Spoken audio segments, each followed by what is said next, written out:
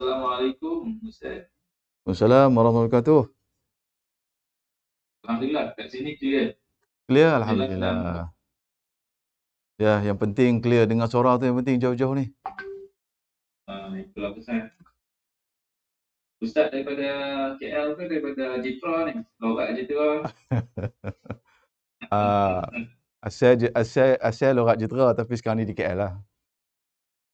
Ni tuan ni orang Sabah ke orang belah mana ni?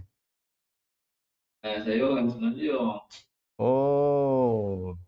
Berkhidmat. Tapi berkhidmat di Sabah sekarang. Masya-Allah, jauhnya. Bagus ah.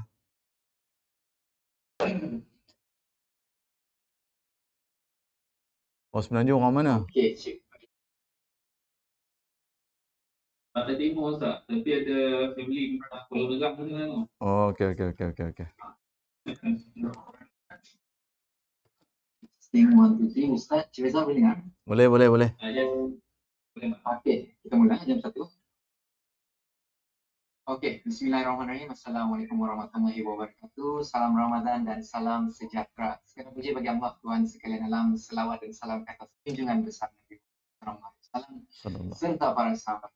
Bertemu kita lagi pada hari ini dan seperti biasa saya Akmal Latif, moderator anda bagi siri Tazkirah Ramadan minggu ini. So izinkan saya untuk menyampaikan serangkap pantun. Sebelum ni siri pertama dan siri kedua saya dah sampaikan pantun. So siri ketiga ni izinkan saya sampaikan. Sayang kumbang mencari makan, terbang seiring di tepi. Selamat datang saya ucapkan, moga diiring restu. Okay, minggu ini kita telah tiba di siri Tazkirah Ramadan ketiga. Sama sebelum Tazkirah Ramadan KPJ Sawastik Ramadan kedua, kita telah menjemput penceramah daripada Yayasan Dakwah Islamiah Yadim untuk memberikan ceramah. Siri pertama kita ada harapan di bulan Ramadan, topiknya. Siri kedua kita ada bulan kabullah. Dan siri ketiga minggu ini KPJ Sabah dengan kerjasama Bank Islam telah menjemput seorang penceramah istimewa yang kita dapat tengok di skrin kita sekarang ya, daripada Angkatan Tentera Malaysia. Ustaz kita ni bukan calang-calang merupakan sedikit ngeran lah bagi penceramah kita pada hari ini. Yang berusaha Lieutenant Colonel Haji Muhammad Jihadi Haji Ahmad, merupakan Ketua Dakwah Kor Agama Angkatan Tentera Kagat, tingkatannya daripada Angkatan Tentera Malaysia. So penceramah kita berasal daripada Kedah, berpendidikan ijazah pertama daripada Universiti Al-Azhar dan sarjana daripada UTM dan telah berkhidmat selama 26 tahun. Sangat lama ya. Antara pengalaman beliau ialah pada 2004 beliau merupakan petugas haji. 2004 hingga 2006 3 Brigade Kuching dan 2008 hingga 2009 petugas PBB di Lebanon. 2017 petugas haji VIP dan 2019 petugas haji rombongan Angkatan Tentera. Baiklah, tanpa membuang masa, kita punya Ustaz pun sudah ready. Saya ingin menjemput penceramah kita yang berusaha Lieutenant Colonel Haji Muhammad Jihadi Haji Ahmad untuk menyampaikan topik ceramah kita pada hari ini, iaitu keistimewaan para sahabat. Tanpa membuang masa, Ustaz dipersilakan. Baik, bismillahirrahmanirrahim. Assalamualaikum warahmatullahi wabarakatuh. Dan salam Ramadan dan salam sejahtera, salam satu Malaysia. Alhamdulillahirabbil alamin. Wassalatu wassalamu ala sayyidil mursalin sayyidina maulana Muhammad wa ala alihi wa sahbihi ajma'in. Subhanaka la ilma lana illa ma 'allamtana innaka antal alimul hakim. Rabbi shrah li sadri wa yassir li amri wa hlul 'uqdatam min lisani yafqahu qawli. Amma ba'd, faqad qala Allah Ta'ala fi kitabihil azizil karim, a'udzu billahi minasy syaithanir rajim. Alam ya'ni lil ladzina amanu an takhsha'a qulubuhum li dzikrillah wa ma nazala minal haqq wa la yakunu kal ladzina utul kitaba min qablu fatala 'alaihimul amad faqasat qulubuhum wa katsirun minhum fasiqun. Shadaqallahul azim. Terima kasih kepada saudara moderator pada tengah hari ini, iaitu saudara Akmal Latif yang berada berjauhan daripada Sabah sana tu. Ni orang Sabah ni, dengar cakap pun Sabah. Kami nada-nada tu orang Sabah lah tu. Di Sabah ni, di utara yang paling jauh daripada Malaysia. Saya di Kedah, jauh di semenanjung Malaysia gitulah. Jadi jauh sama jauh lah ni. Tapi berpusat di Kuala Lumpur. Yang saya muliakan, yang bahagia Encik Muhammad Faizal Muhammad, General Manager KPJ Sabah Specialist Hospital. Seterusnya para pegawai KPJ, rakan dakwah daripada anjuran bersama daripada Bank Islam Malaysia Berhad. Seterusnya tuan-tuan, puan-puan muslimin muslimat, mudah-mudahan kita sama-sama diberkati dan dirahmati Allah Subhanahu wa taala sekalian. Alhamdulillah, sekali lagi senada dan seirama dengan moderator tadi, kita sama-sama merafak setinggi-tinggi syukur pada Allah Subhanahu wa taala kerana dengan keizinannya jua, maka pada tengah hari ini kita yang sudah berada di hari 19 daripada bulan Ramadan Al-Mubarak ini, kita dipertemukan oleh Allah Subhanahu wa taala walaupun dalam dunia maya ini, namun kita masih lagi diberi kesempatan untuk terus berada di atas muka bumi Allah Taala ini, dapat lagi kita meneruskan gerak kerja, amalan ataupun kita punya pekerjaan kita lah sebagai hamba Allah Subhanahu wa taala, yang kita disaran untuk mengutip sebanyak mungkin peluang-peluang di dalam bulan Ramadan yang disediakan oleh Allah Subhanahu wa taala. Tuan moderator tadi memulakan pertemuan ini dengan serangkap pantun. Jadi saya pun terasa teringin jugalah nak berpantun. Tetapi pantun saya ni pantun nasihat. Pantun nasihat ni pantun dulu-dulu. Boleh jadi sekarang ni dah tak jumpa dah pantun ni. Dia orang tua-tua dulu punya pantun lah. Pantunnya macam ni. Burung kenek-kenek terjun dalam belanga. Pesan Datuk Nenek dengan ceramah jangan lena. Tu dia punya pantun nasihat. Walaupun duduk berjauhan, dengar suara aja tapi jangan lena lah. Apatah lagi dalam suasana kita di tengah hari ini yang memang sangat sesuai. Kalau nak orang panggil tidur Qailulah pun bolehlah juga. Tapi Qailulah tu kita mula tadi patut pukul 12 lah. Sekarang ni tak payah Qailulah lah. So kita lebih baik kita dengar ilmu. Tapi kalau nak lena nak buat macam mana? Sebab lena di dalam bulan Ramadan pun merupakan satu ibadah juga. Jadi tak apa, tak ada masalah. Walau bagaimanapun, kita cuba sebaik mungkin untuk memenuhi ruang ini yang masih ada ni. Dan saya dipahamkan juga daripada tuan moderator tadi, ini sudah merupakan ceramah yang sudah ketiga. Maknanya tuan-tuan dan puan-puan yang berada di KPJ sana sudah 3 kalilah mendengar berkenaan dengan sudah 2 kali mendengar berkenaan dengan kelebihan-kelebihan Ramadan. Dan sememangnya bulan Ramadan ni satu bulan yang sangat besar pengertiannya, yang kita sangat bersyukur. Pertamanya kerana Allah Ta'ala telah mendengar doa kita. Kita dulu masa Ramadan yang tahun lepas, di ujung Ramadan kita berdoa supaya Allah Ta'ala panjangkan usia kita untuk dapat pada Ramadan yang akan datang ni. Jadi Alhamdulillah Allah Ta'ala dengar doa kita. Jadi buktinya apabila kita masuk lagi lah Ramadan ni, kita belum lagi mati. Allah Ta'ala belum lagi ambil usia kita. Dapat lagi kita berada dalam Ramadan pada tahun ini, yang mana Ramadan pada tahun ini agak happening nak berbanding dengan Ramadan pada 2 tahun yang lalu. Pada 2 tahun yang lalu kita masih ingat suasananya, kita sunyi sepi, kita buka puasa, kemudian kita tarawih pun di rumah. Bukan setakat tarawih, kita solat hari raya pun di rumah. Jadi suasana tu agak berlainan lah sebab kita berada di dalam suasana PKP. Tapi Alhamdulillah pada tahun ni kita telah pun terangkat akan sedikit peraturan. Kita dapat lagi bersama-sama solat sunat tarawih secara berjamaah di surau, di masjid. Ini yang menunjukkan kegembiraan kita. Dan apa yang penting daripada itu ialah ucapan daripada yang Maklumat Perdana Menteri kita, iaitu kita tidak dikenakan sekatan untuk pulang berhari raya. Itulah yang paling penting. Walaupun kita kata Ramadan tu penting, tapi bila dengar boleh balik raya tu, dia rasa semangat tu lain. Sebab itu yang tak dapat kita lalui pada tahun-tahun yang lalu. Alhamdulillah.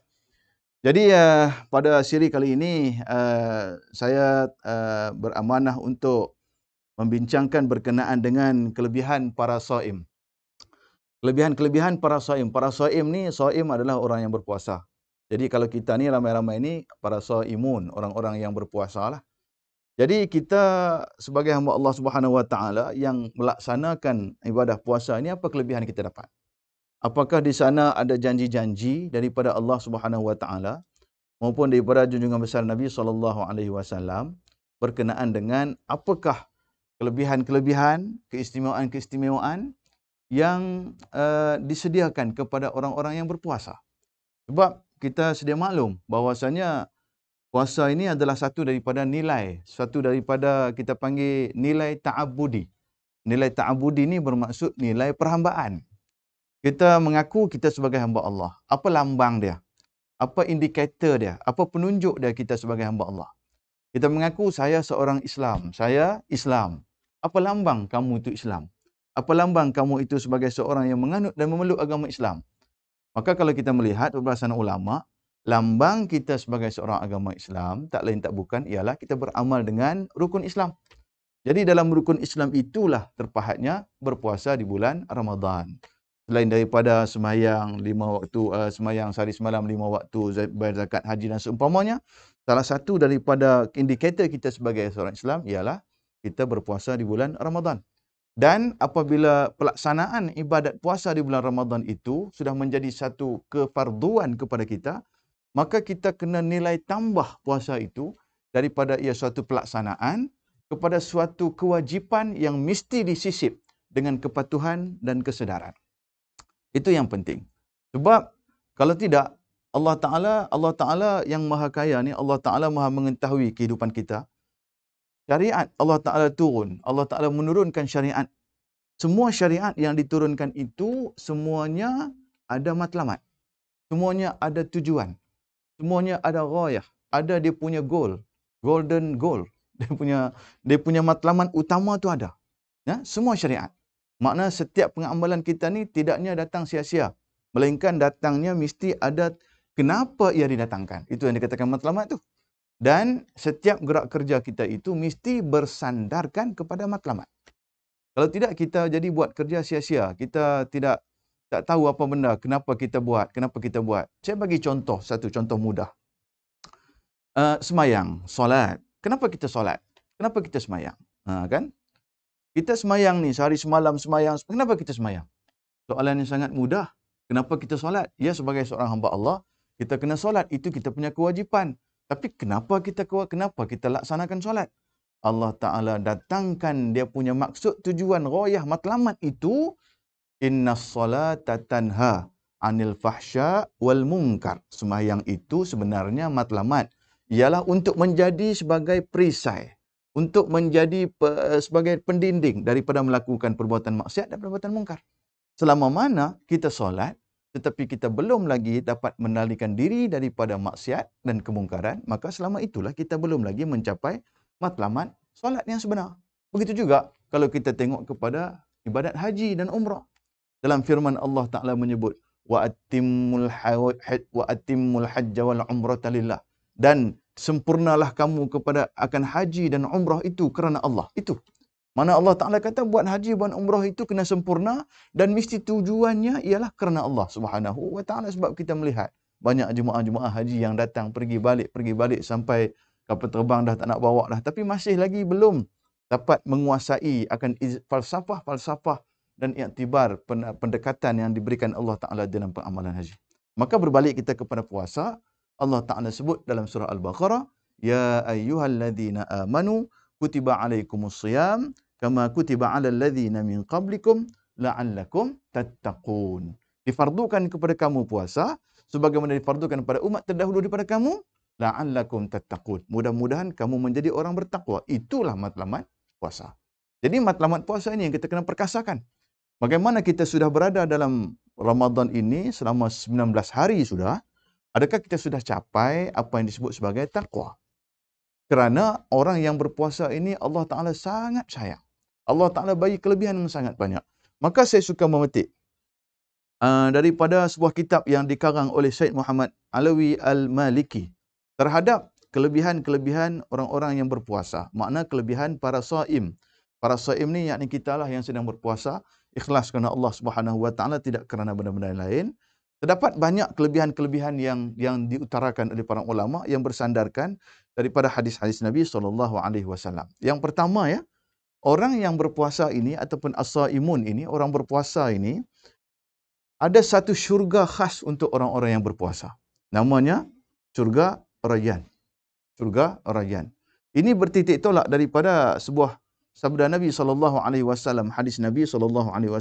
Nabi bersabda, lil jannati babun yuqalu lahu Rayyan, la yadkhuluhu illa as-saimun, fa idza dakhalu minhu ughliq. Adalah bagi syurga itu satu pintu yang bernama Ar-Rayyan. Dan tidaklah masuk di dalam pintu itu melainkan semua orang-orang as-saimun, orang-orang yang puasa. Dan apabila selesai semua orang-orang puasa masuk di dalam syurga itu, maka ughliq, pintu itu pun dikunci.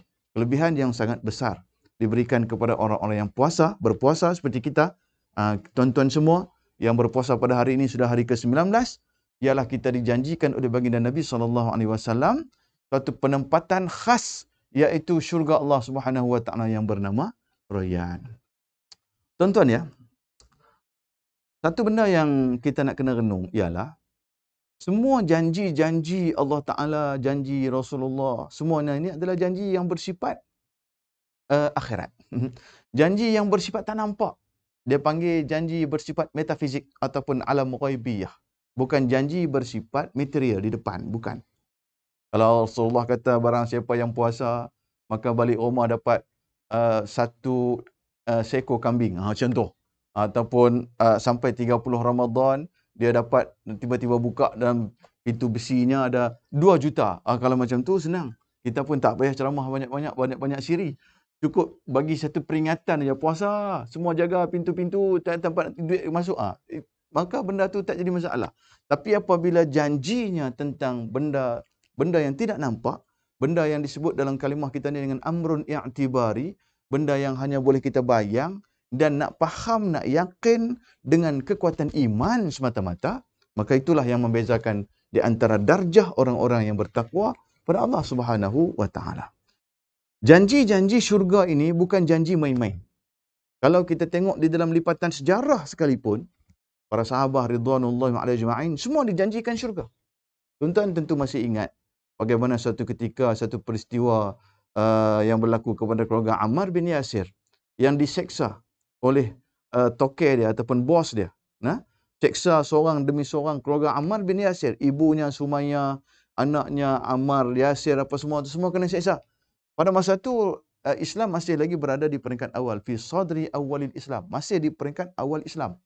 Tidak ada kekuatan untuk Nabi memerdekakan ataupun menyelamatkan mereka. Melainkan hanya melihat sahaja penderitaan yang dilalui oleh para sahabat.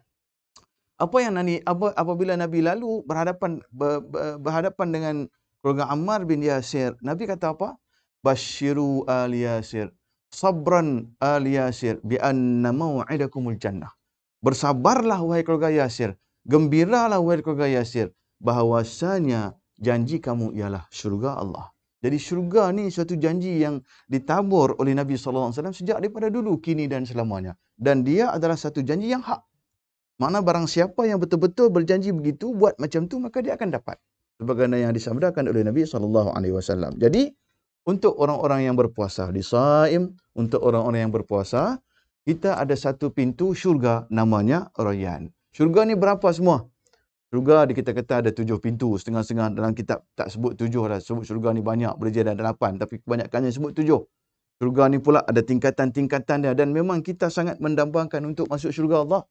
Kerana nikmat syurga yang sangat luas, sangat besar. Tak boleh nak bayang tuan-tuan. Bahkan Nabi sebut dalam hadis pun tak boleh bayang. Mala ainun ra'at, wala udhunun sami'at, wala khatara fi qalbi bashar. Nikmat syurga itu, kata Nabi, barang yang tidak pernah nampak pada mata, tidak pernah dengar pada telinga, tidak pernah terlintas di hati. Bayangkanlah. Kalau kita ni suka travel, kan? Kita pergi mana-mana tempat lah, Langkawi ke, dalam negara maupun luar negara lah. Kita tengok, oh cantiknya. Itu mata kita tengok. Tak ada syurga tak, mata tak pernah melihat dia punya kecantikan. Telinga mendengar, sama juga.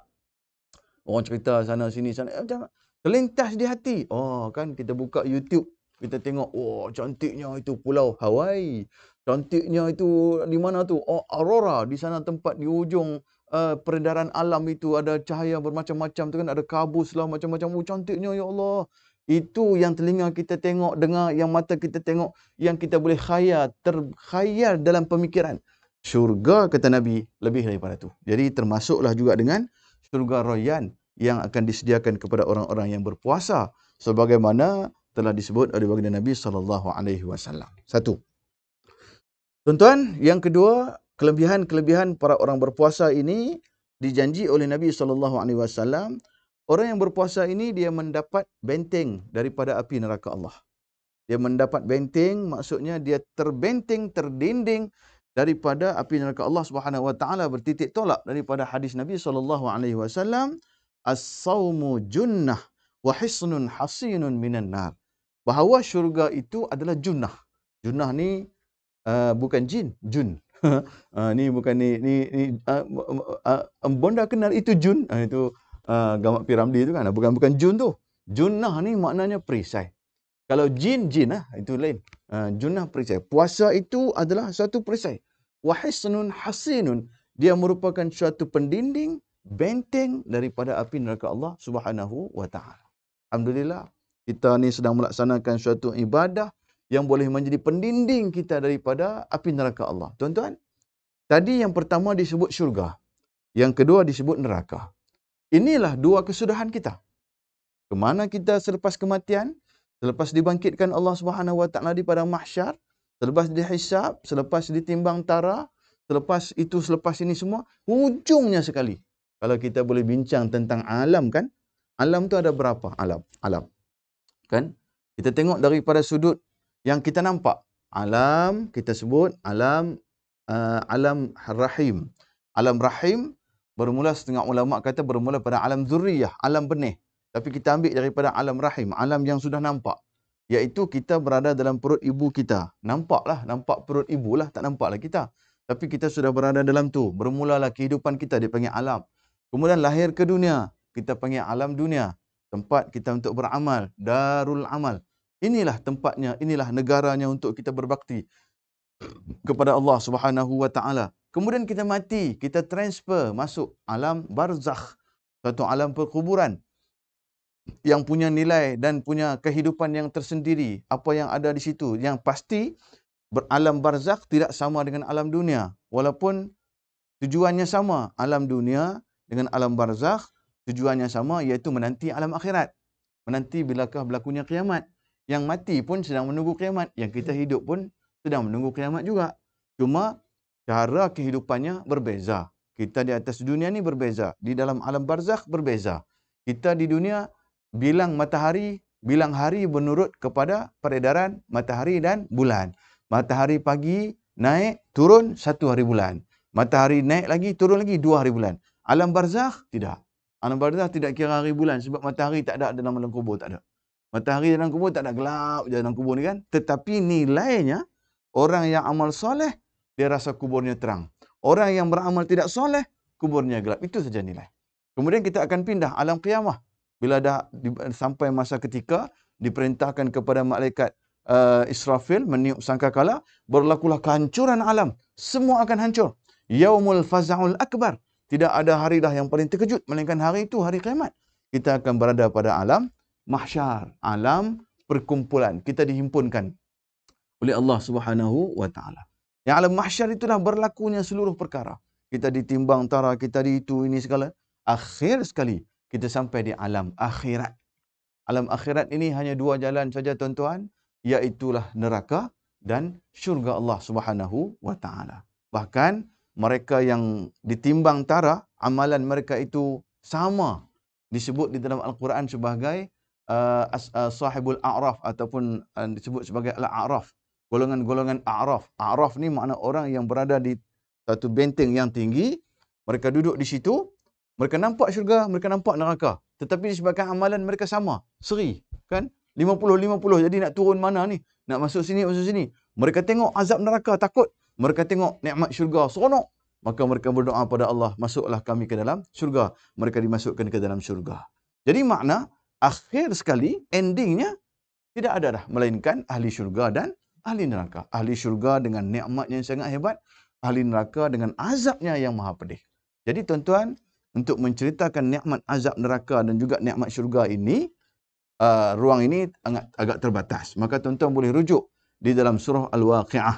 Nah, tengok dalam surah Waqi'ah, dalam situ ada cerita tentang syurga dan tingkatan-tingkatan syurga yang disebut sebagai as-sabiqun as-sabiqun al-awwalun ulaikal muqarrabun, as-sabiqun as-sabiqun ulaikal muqarrabun, yang disebut juga dengan ashabul yamin, geng-geng kanan yang mendiami syurga kelas 1, dan as-sabiqun as-sabiqun syurga first class, VVIP, ada nikmat-nikmat yang tersendiri. Begitu juga bila disebut dengan ashabus shimal, geng-geng kiri yang akan masuk ke neraka Allah yang dengan azab yang tertentu. Maka kita melihat apabila disebut kita ini orang yang berpuasa diberikan suatu nikmat syurga, sudah tentulah syurga yang bakal kita duduki adalah syurga yang sangat hebat kerana kita sebagai orang yang berpuasa. Dan kemudian kita akan terlindung daripada api neraka Allah Subhanahu wa taala. Ini suatu janji yang sangat besar yang telah diberikan oleh Rasulullah sallallahu alaihi wasallam kepada orang yang berpuasa. Tuan-tuan, seterusnya perkara-perkara yang membawa kepada kebaikan dan juga keburukan juga disebut. Sebagai orang yang berpuasa ini, kita mendapat kelebihan-kelebihan pada pandangan Allah Subhanahu wa taala, tidak pada pandangan makhluk. Kita ni nak jadi mulia dengan pandangan Allah aja. Pandangan makhluk ni, biarlah makhluk nak pandang kita macam mana pun kan. Makhluk nak pandang kita tu miskin ke, susah ke, tak handsome ke, macam apa nama ni, saudara moderator Akmal Latif, dia handsome. Jadi manusia pandang juga. Kalau macam saya ni tak handsome, tak pandang pun. Kalau jumpa sebelah mata pun tak pandang pun. Gitulah kan. Tapi sebenarnya handsome tak handsome itu pandangan manusia. Manusia yang menilainya, manusia yang melihatnya. Allah tidak pandang kepada handsome. Allah tidak pandang kepada kedudukan. Allah tidak pandang semua tu. Pandangan Allah Ta'ala tersendiri. Pandangan Allah Ta'ala hebat. Inna Allah la yanzuru ila suwarikum wa amwalikum walakin yanzuru ila qulubikum wa amalikum. Allah Ta'ala tidak melihat kepada wajah rupa cantik, tak melihat kepada harta benda yang melimpah ruah. Allah Ta'ala melihat kepada hati-hati dan juga amal-amal kamu. Termasuklah tak terkecuali orang-orang yang berpuasa. As-saimun. Mereka ni juga dipandang mulia oleh Allah. Sehingga kan ada sebuah hadis Nabi SAW membicarakan tentang mulut orang-orang yang berpuasa pun sampai ke situ. Nah, disebut wali khulu fi famis saim indallah atyabu min rihil misk, adalah mulut orang yang berpuasa itu sangat harum, sangat wangi di sisi Allah daripada bauan kasturi. Tapi di sisi Allah lah, bukan di sisi manusia lah. Kalau di sisi manusia boleh jadi kita pening kepala. Dia sahur pagi tadi pun makan petai, boleh jadi kita pening dengan petai dia tu kan. Tapi di sisi Allah tidak. Alhamdulillah kita sekarang ni masih lagi berkuat kuasa dengan pemakaian mask. Jadi pakai mask tu kuranglah sikit bau-bau mulut tu kan. Kalau tidak bau mulut kita pun pening. Tapi ialah orang puasa kan begitu. Kita tak makan, jadi proses mulut kita diam, menyebabkan ada kadang-kadang mengeluarkan bau-bauan yang agak kurang senang. Tapi hakikatnya itu adalah pada dunia. Pada akhirat, pandangan Allah Subhanahu wa taala sebenarnya dia harum. Bahkan harumnya melebihi harum bunga kasturi. Saya pun tak tahulah harum kasturi ni macam mana bau dia.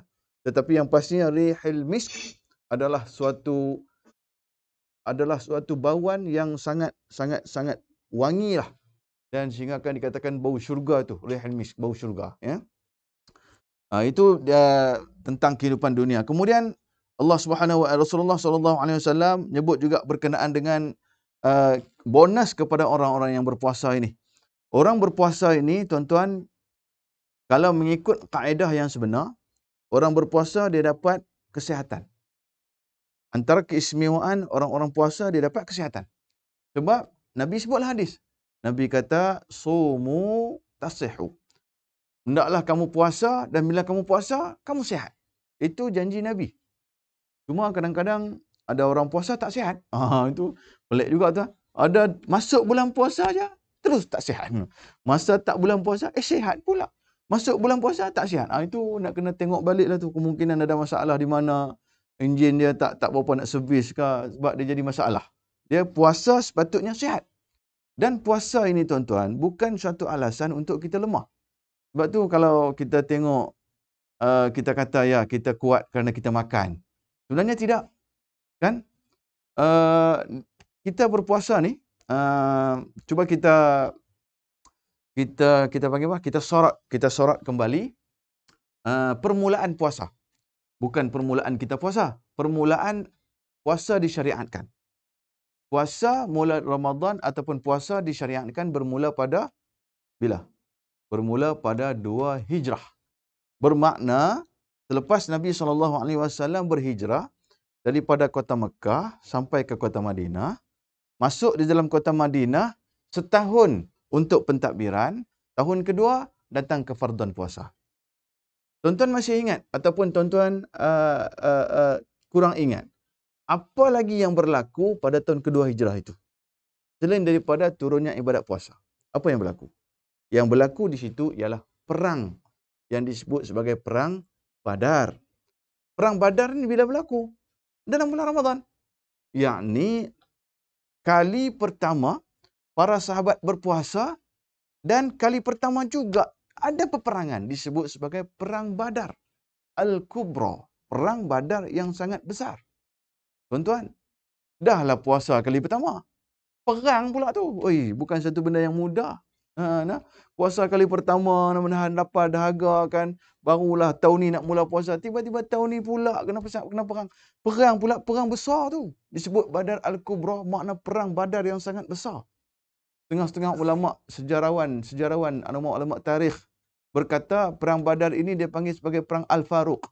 Al-Harbul Faruq makna perang yang membezakan di antara hak dan batil, yang menjadi kemuncaknya kemenangan Islam ataupun bangunnya Islam dengan perang Badar. Kan? Dengan perang Badar tu nampak bangunnya Islam. Jadi kita pun tengok macam mana kehebatan para sahabat ni dalam perang dalam Ramadan yang pertama mereka lalui, mereka boleh berperang pula dan menang pula dalam peperangan. Kita ni dah berapa puluh tahun Ramadan. Kira tengok kita berapa puluh tahun Ramadan dah. Ikut umur kita lah ya. Umur kita akhir balik berapa? 14 tahun. Sekarang berapa? 50? 40? Kira lah berapa puluh tahun dah Ramadan. Macam mana dengan konsep peperangan kita? Sebut al-jihad. Sebut perang dalam melawan hawa nafsu tu macam mana? Hebatkah kita melawan ataupun kita kalah? Sebab itu dalam kitab Fiqh Sirah disebut berkenaan dengan peperangan ini, dia kata nak menjadi inti kekuatan kepada peperangan ini ialah iman. Antakuna mu'minan. Mestilah kamu menjadi seorang yang beriman. Rupa-rupanya bila kita tengok dalam hadis-hadis Nabi SAW yang lain, iman menjadi kunci. Sebab itu kata Nabi SAW, man shoma ramadhana imanan wahtisaban. Barang siapa puasa pada Ramadan dengan penuh keimanan, makna iman menjadi kunci. Kalau kita tengok ayat kefarduan puasa pun, ya ayyuhallazina amanu kutiba alaikumusiyam. Wahai orang-orang yang beriman, difardukan kepada kamu puasa. Iman dulu. Makna dari sudut keimanan ni kena kental. Barulah kita dapat melaksanakan ibadat puasa dengan sempurna. Syekh Sa'id Hawa dalam kitabnya Al-Mustakhlas fi Tazkiyatin Nafs, satu solusi dalam penyucian jiwa. Syekh Sa'id Hawa seorang ulama yang lahir pada tahun 1935 dan meninggal pada tahun 1989 di bumi Syria. Dia telah menulis bahawa dengan kekuatan iman inilah barulah puasa kita terbina kukuh sebagai puasa orang-orang saleh. Puasa salihun. Bukan puasa yang kaleng-kaleng. Bukan puasa main-main. Bukan puasa hanya meninggalkan makan dan minum sahaja. Tidak. Puasa yang membina kekuatan jati diri. Puasa yang membina kehebatan kita. Fursan fil nahar, ruhban fil lail. Pada siang hari kita menjadi pendekar-pendekar, pahlawan-pahlawan. Malam hari kita menjadi seorang pencinta kepada agama Allah Subhanahu Wa Taala, ruhban, seorang yang bangun malam. Sebab itu kita lihat kekuatan itu yang dimiliki oleh para sahabat.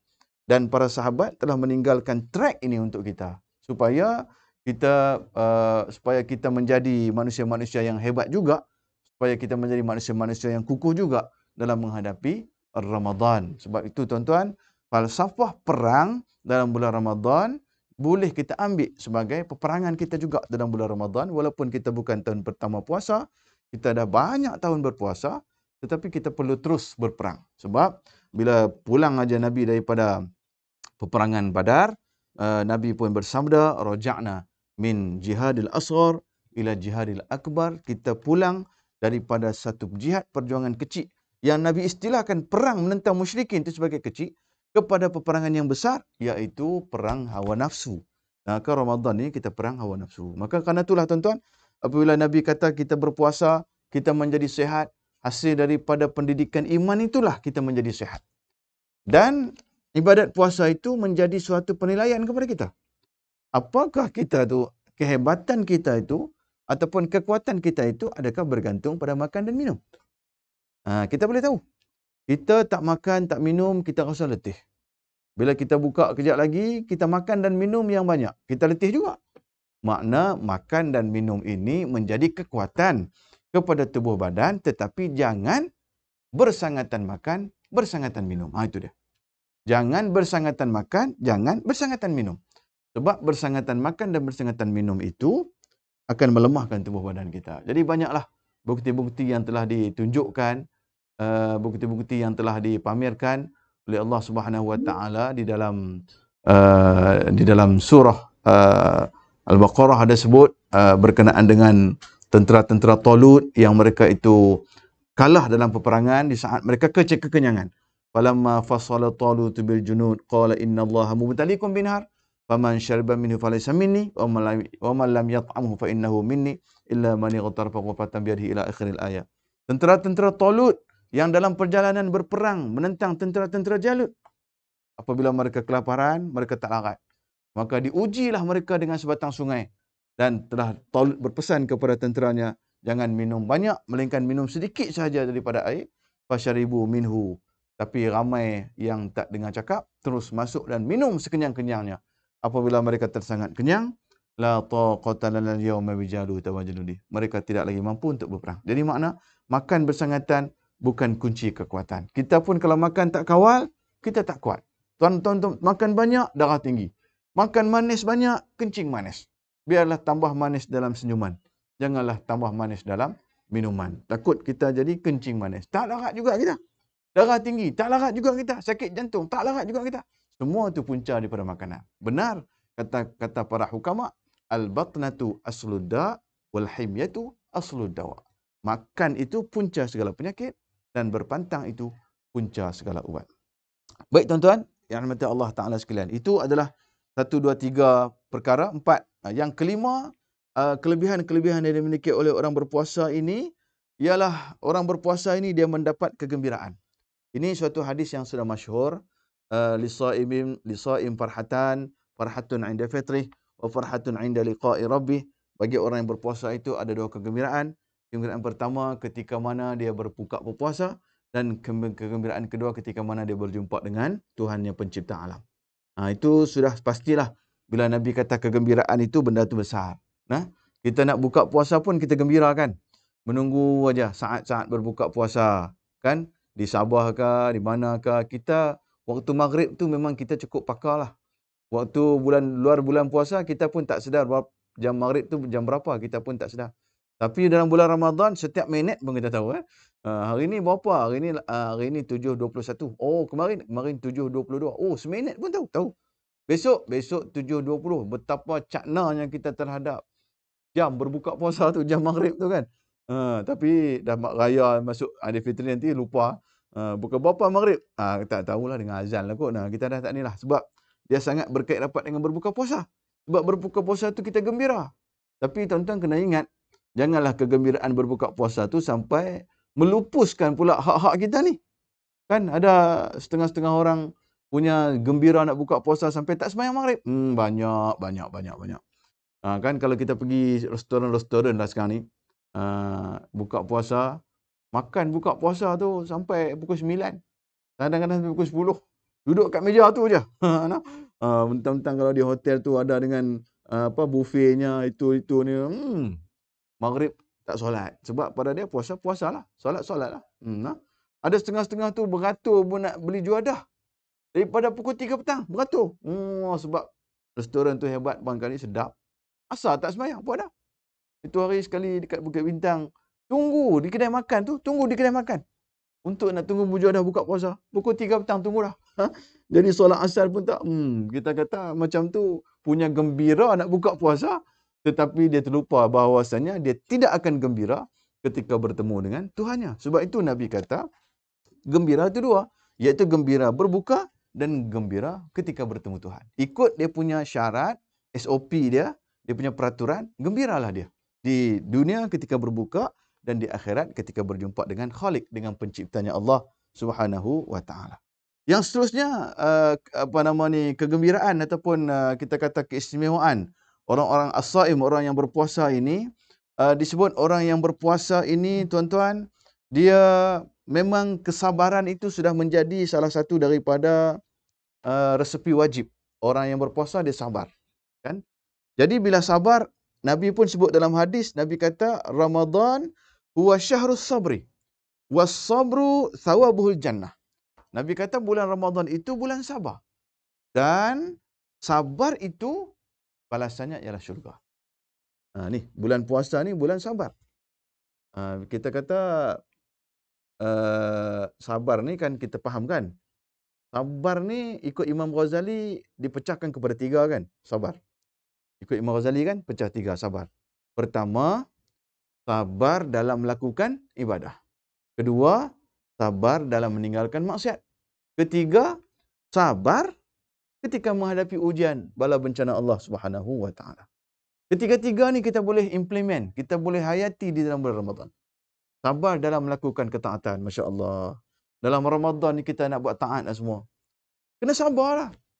Ini marah dekat tu imam tarawih baca panjang. Menyesal lah, rasa menyesal lah aku silap masjid lah malam ni. Sepatutnya bukan masjid ni.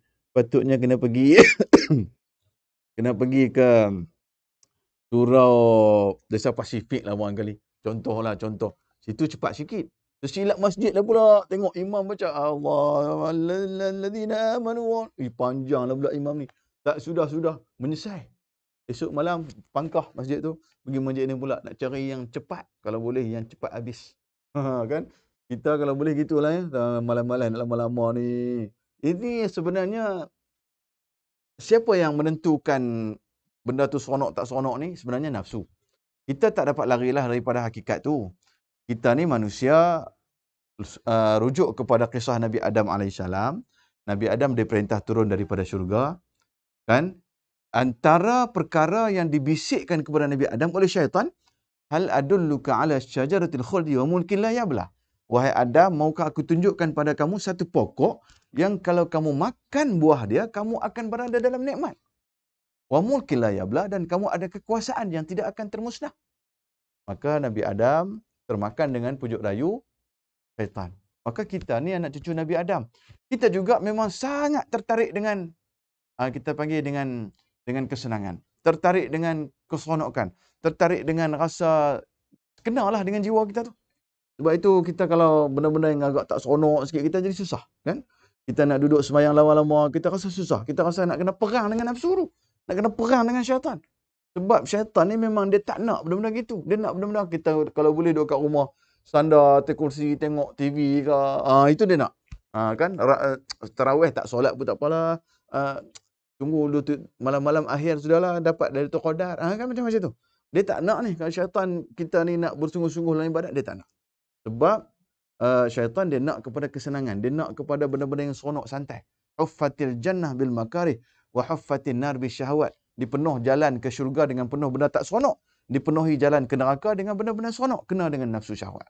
Maka sebab itu tuan-tuan, bila sebut sabar dalam melakukan ketaatan pada Allah Subhanahu wa taala ini, kena sabar.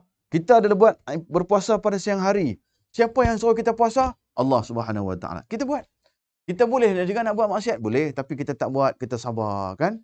Kita buat amal ibadat, kita baca Quran, kita solat tarawih, kena sabar. Jangan kita merajuk, jangan kita marah dalam bab ibadah, jangan, ya.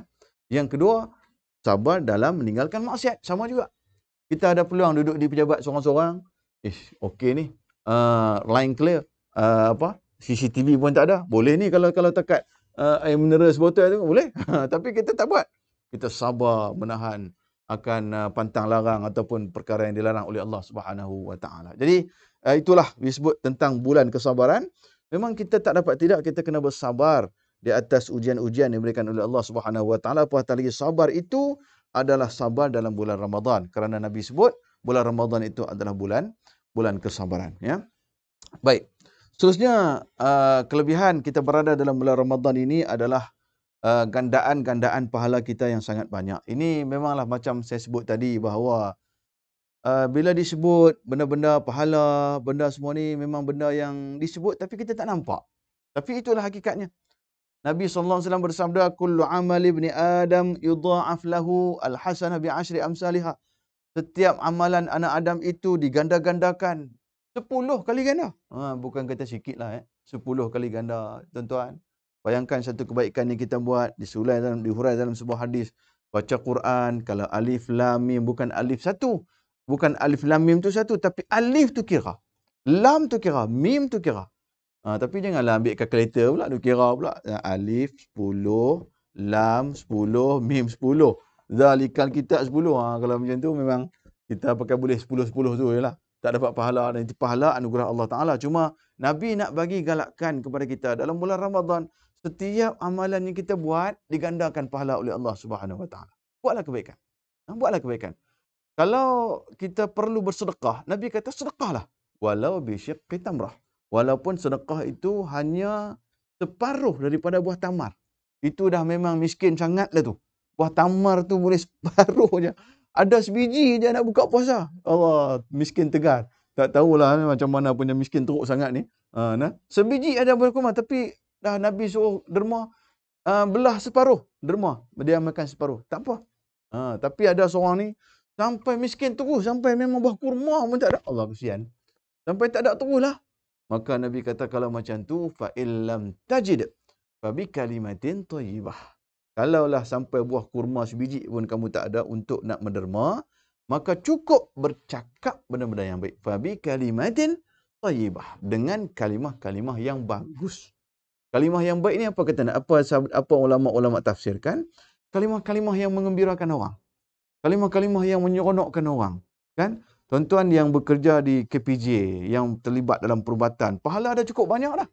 Ini kita merawat orang-orang sakit tanpa mengenal bangsa, tanpa mengenal rupa, kan, warna kulit, kita bagi perkhidmatan yang sama. Dan sesungguhnya di antara manusia-manusia yang dimuliakan oleh Allah Ta'ala 3 golongan. Kata para ulama kan. Pertama, ibu bapa. Kedua, para guru. Ketiga ni adalah ni, barisan-barisan kedoktoran ni. Para tabib-tabib ataupun para jururawat ni. Ini adalah orang-orang yang mulia. Yang berhadapan dengan orang secara langsung. Para ibu bapa memanglah. Para guru yang mendidik kita ni orang yang hampir dengan Allah Ta'ala, tapi kita kena ikut dia punya peraturan lah. Jangan salah peraturan. Orang-orang yang merawat orang sakit, kan? Doktor-doktor ni dia nak orang sihat lebih daripada dia. Samalah para guru, walaupun dia tu cikgu, dia tidak pernah rasa cemburu kalau anak murid dia lebih daripada dia. Begitulah juga dengan ibu bapa. Walaupun ibu bapa itu dia hanya petani, hanyalah seorang foreman kereta, hanya seorang tukang sapu, dia nak anak dia lebih daripada dia. Tidak ada seorang pun guru yang jealous anak dia jadi Perdana Menteri. Tidak ada seorang yang orang-orang terlibat ni nak sakit hati kalau orang lebih pada dia. Bahkan kalau doktor ataupun nurse ataupun jururawat, dia rawat orang walaupun dia tu sesama, dia nak orang tu sembuh, lega, lebih daripada dia. Itulah peribadi ataupun golongan-golongan yang hebat ini. Maka tuan-tuan, duduk di bidang yang sudah pun banyak pahala. Di dalam bulan Ramadan, lagilah banyak pahala. Kita musa'adah, kita bagi bantuan-bantuan, yadus sa'id. Kita tolong orang ni. Maka di samping itu, banyakkan juga amalan-amalan kendiri. Sebab kita risau dengan benda-benda yang kita buat itu, ada perasaan-perasaan kita yang tidak puas hati, mulut kita tak jaga, kita cakap benda-benda pelik, dia akan potong segala kebaikan-kebaikan kita. Maka kita kena perbanyakkan, gembirakan orang lah, senang sebut. Kita gembirakan orang. Nak gembirakan orang ni bukan susah. Tak perlu kepada duit yang banyak pun. Kalau kata kita duit banyak, okeylah kan. Saya ada duit banyak, saya bagi kat kamu RM100. Mestilah ada seronok. Ni duit pun tak ada, nak buat macam mana? Gembirakan orang dengan pelbagai kaedah. Pelbagai cara, gembirakan orang. Bahkan kalau yang duduk di kaunter-kaunter itu senyum pun dah mengembirakan orang. Al-ibtisam, al-basyashah, sedekah. Senyum itu sedekah. Jadi gembirakan orang. Bila tanya seorang, man as'adan nas huwa as'adun nas. Siapakah orang yang paling gembira? Kata Nabi, orang yang paling gembira ialah orang yang mengembirakan orang. Kadang-kadang dengan senyuman kita pun orang gembira. Dengan sapaan mesra kita pun orang gembira. Orang jadi yang sakit jadi lega dengan hanya senyuman kita. Banyakkan benda-benda kebaikan. Mudah-mudahan benda-benda kebaikan inilah yang Allah Ta'ala akan bagi pahala. Apatah lagi dalam bulan Ramadan. Dermalah tuan-tuan walaupun sikit. Dan saya, jam pun sudah hampir ke 1.50.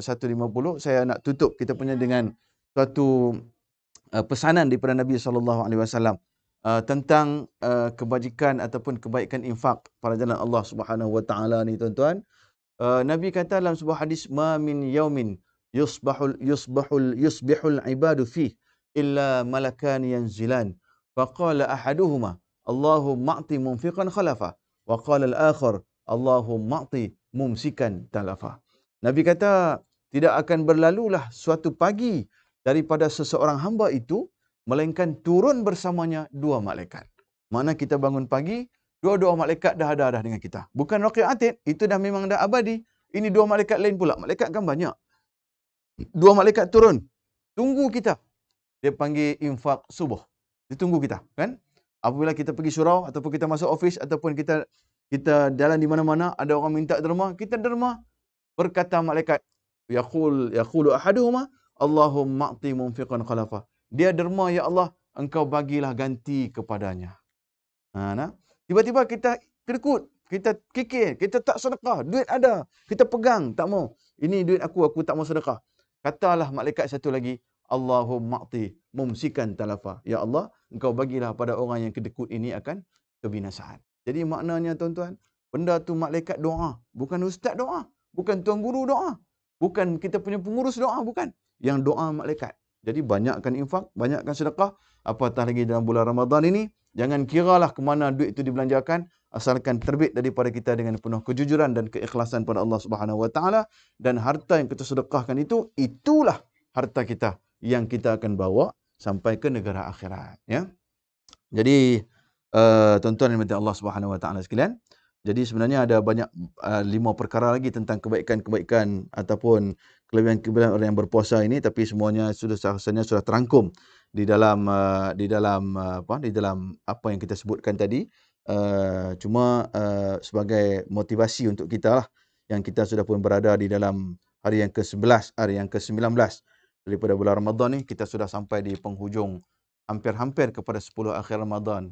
Dan kita di ujung-ujung Ramadan tu kita ada satu peluang yang sangat besar yang disebut sebagai Lailatul Qadar, malam Lailatul Qadar. Maka kita banyakkanlah amal. Kita bukan semakin hujung semakin slow. Kita kena ada pecutan akhir. Pecutan akhir sebab Ramadan ini Allah Ta'ala letak banyak ganjaran kebajikan itu adalah di akhir-akhir Ramadan. Nah, persiapan raya, persiapan kuih muih, persiapan lansir, persiapan apa sekalipun, teruskan. Itu tidak menjadi satu kesalahan.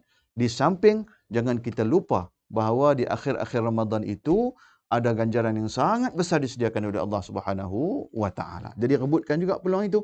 Jangan biarkan ianya berlalu begitu saja. Sebab kita tak tahu apakah Ramadan kita ini adalah Ramadan yang terakhir dalam hidup kita ataupun tidak. Jadi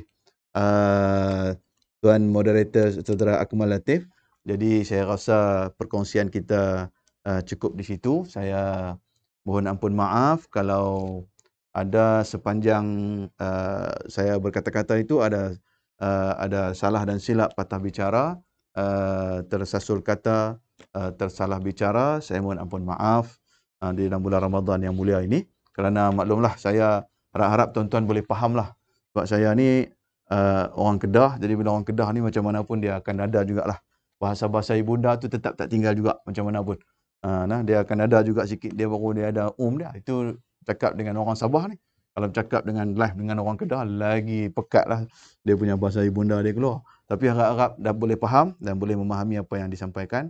Jadi terima kasih banyak sekali lagi kepada pihak KPJ Negeri Sabah dengan kerjasama Bank Islam Malaysia Berhad yang kita kata yang sudilah untuk sama-sama berkongsi ilmu dengan saya pada pagi ini, pada tengah hari ini. Terima kasih banyak-banyak. InsyaAllah kalau ada kesempatan secara fizikal, Maulana tahu saya nak pergi buat program di Sabah, insyaAllah bulan 10 nanti saya buat program produksi, program dakwah kawasan operasi di Kudat. Jadi kalau sampai di situ nanti bolehlah saya hello kontak-kontak kan, sesat-sesat dalam pasar Filipin tu bolehlah tanya-tanya kan. Kat mana nak beli butang baju yang paling elok gitulah. Kalau lah kan, insya-Allah kalau ada izin pertemuan Allah Subhanahu wa taala. Jadi sekadar tu, terima kasih banyak. Maaf zahir batin. Ramadan Karim, Allahu Akram. Mudah-mudahan kita terus giat dalam melaksanakan ibadah dalam Ramadan dan semoga kita berjaya mendapat kalimah taqwa yang menjadi sasaran Allah Taala letakkan Ramadan pada kita. Sekian, wabillahi taufiq wal hidayah. Wassalamualaikum warahmatullahi wabarakatuh. Okey Ustaz, terima kasih atas dengar semua dengar. Okay, terima kasih Ustaz di atas ceramah ataupun topik yang telah diberikan sebenarnya, iaitu keistimewaan para sohim ataupun keistimewaan orang yang berpuasa. So ada beberapa pointers yang menarik diberikan oleh Ustaz. Banyak lagi sebenarnya, tapi diceburui masalah itu yang saya boleh bagi tahu. InsyaAllah kita akan ada satu lagi sesi bersama mungkin nanti bila Ustaz datang lagi akan ada kata special sendiri nanti datang ke Sabah. InsyaAllah. Okey, maka berakhirlah sudah majlis ilmu kita pada hari ini. Sebelum tu saya difahamkan ada saya akan berjumpa Encik Melvin Ogos, Lais Muhammad Yahya bin Nawid, pengurus cawangan Beni Sabah Kinabalu, untuk memberikan sedikit perkongsian dan mengumumkan nama pemenang cabutan ini. Tanpa buang masa, Encik Melvin dipersilakan. Assalamualaikum warahmatullahi wabarakatuh. Terima kasih Tuan Pengerusi Majlis Encik Akmal.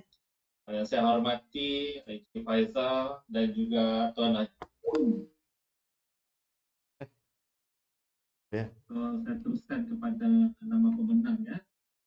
Sebelum tu, saya ingin mengucapkan ribuan terima kasih lah di atas kesediaan pihak PPJ untuk adventure dengan Islam dalam sesi knowledge sharing